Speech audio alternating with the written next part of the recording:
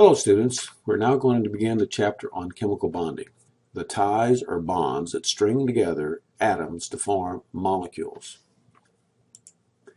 We'll talk about two general types of bonding, ionic bonding and covalent bonding.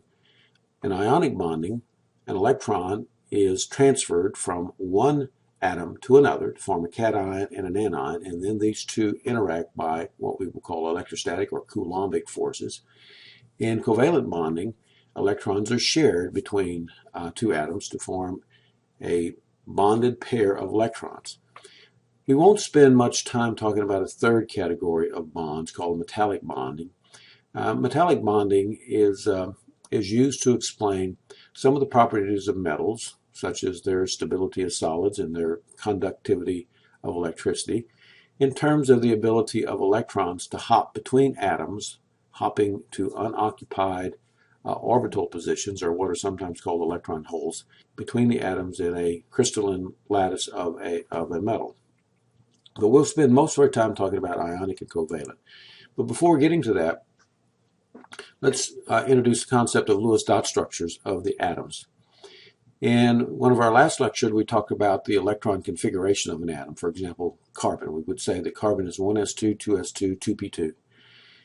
And that takes some time to go through all that. Now, of course, we understand what it all means now, and we had to go through that process.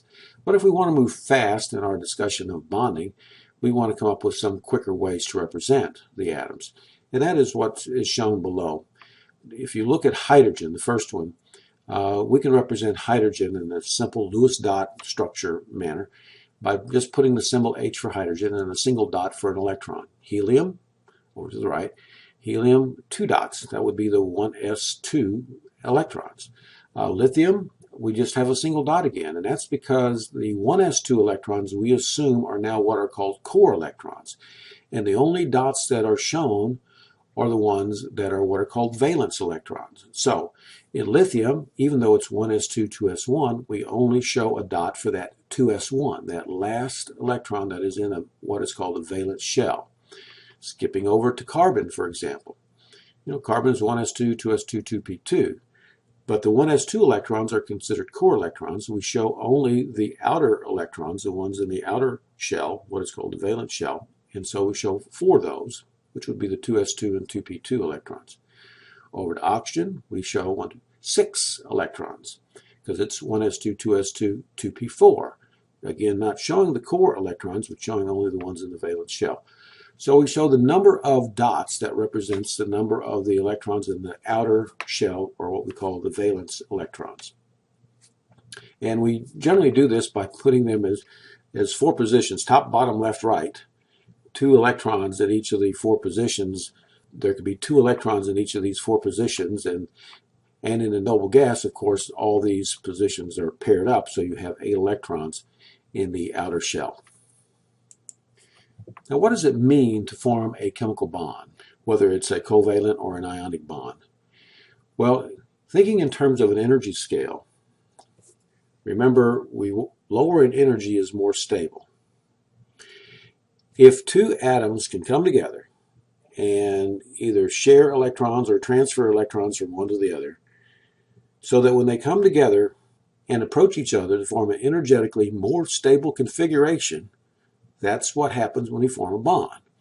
So in the case of hydrogen atom with 1 dot, remember the Lewis dot structures, and fluorine atom, 7 electrons in the outer shell, if these 2 atoms can come together so that the single electron of hydrogen and that unpaired single electron of fluorine can somehow form a bonding pair of electrons, which we're going to talk about what that means, and if that results in a lowering of energy or a stabilization, then in fact a bond will be formed.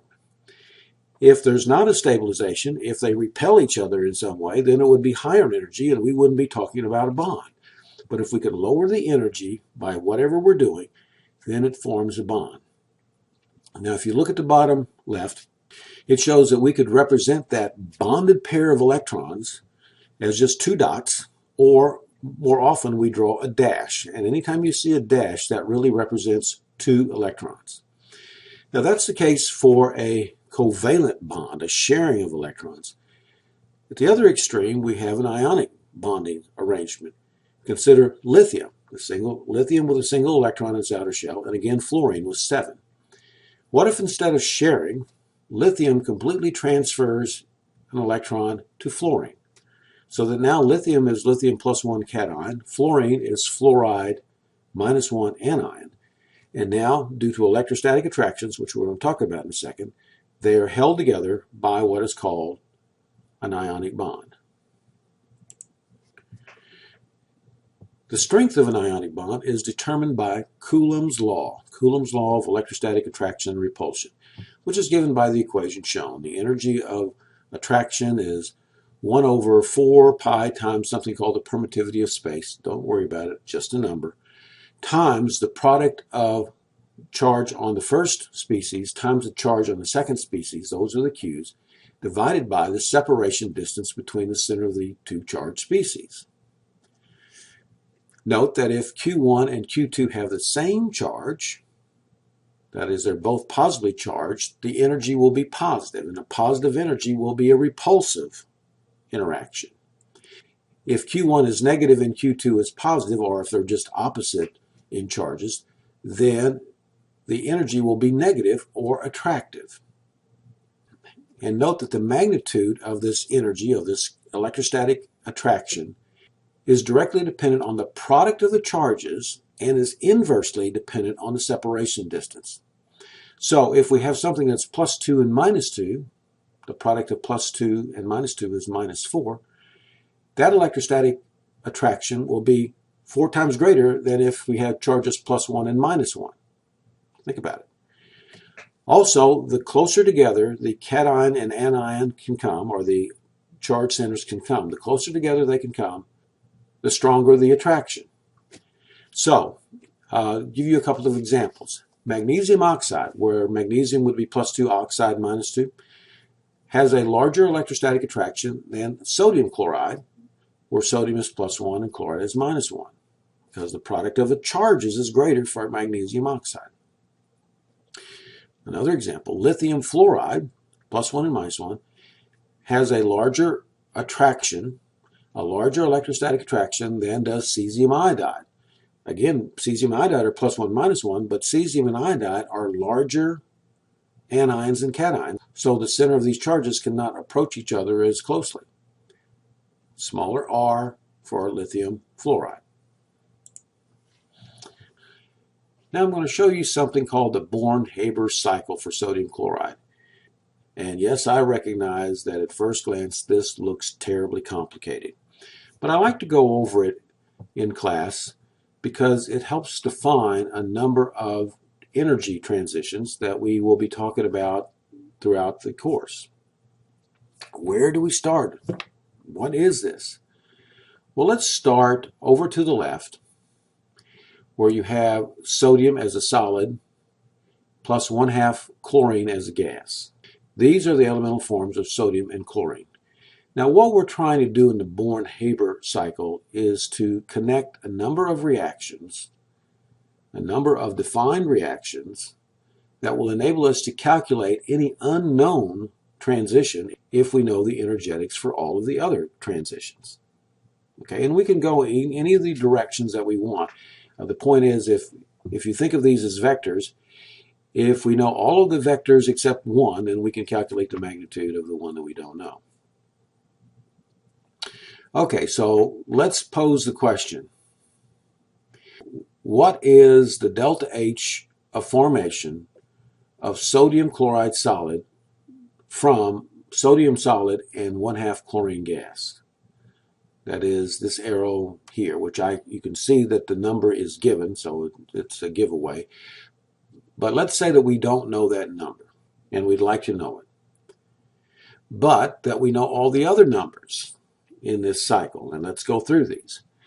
Let's say that we know the delta H for this first step. What is this first step? Well, it's sodium solid going to sodium gas, and the 1/2 chlorine gas stays the same. We just add that along for the ride just to make sure we don't lose it.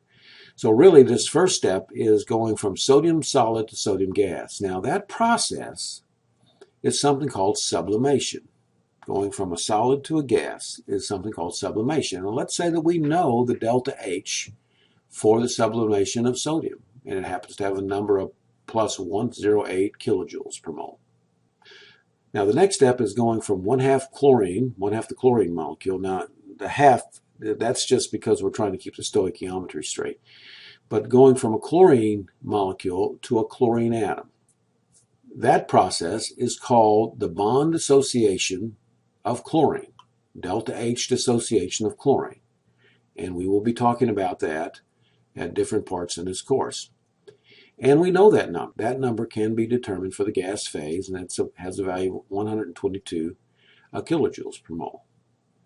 Now, once we have sodium in the gas phase and chlorine in the gas phase, then the question is, what is the energy needed to ionize sodium to convert it to sodium cation?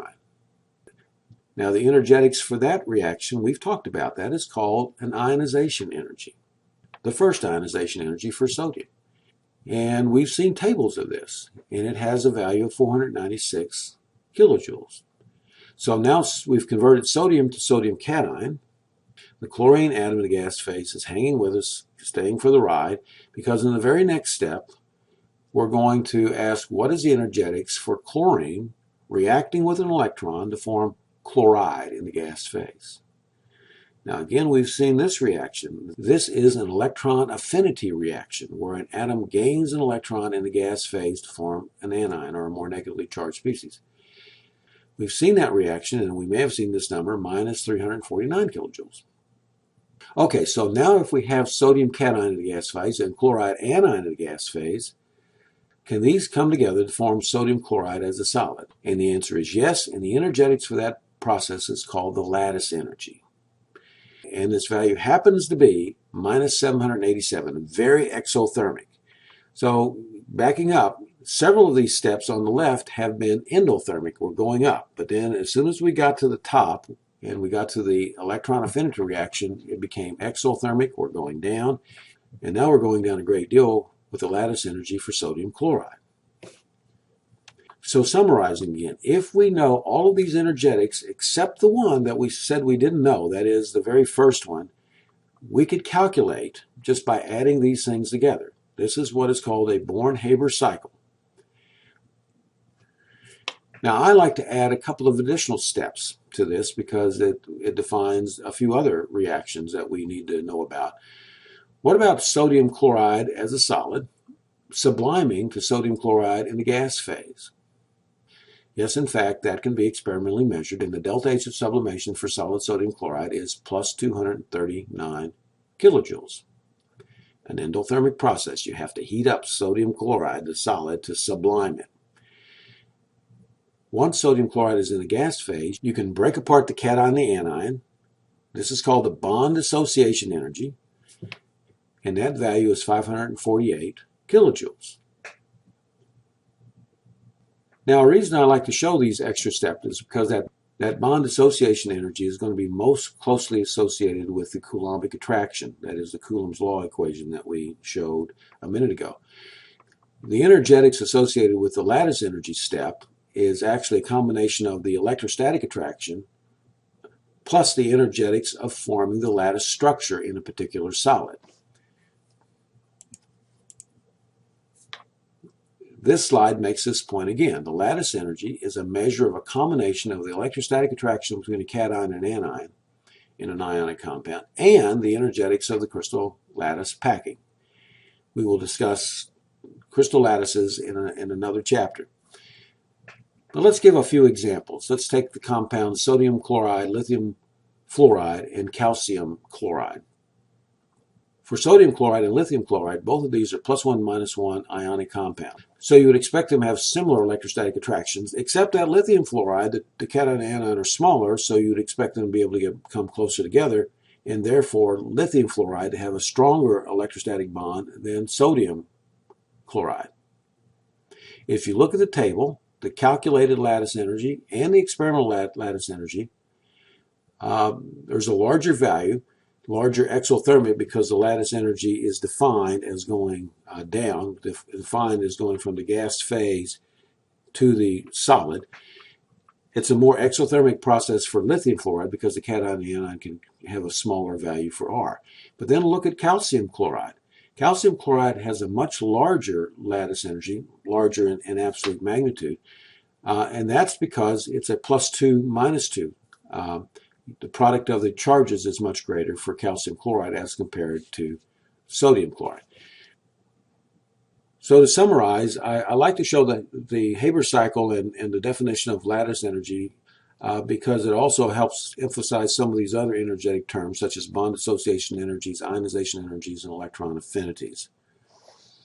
Now, I'm going to pause now, and the next time we'll begin talking about covalent bonding. So see you in a while.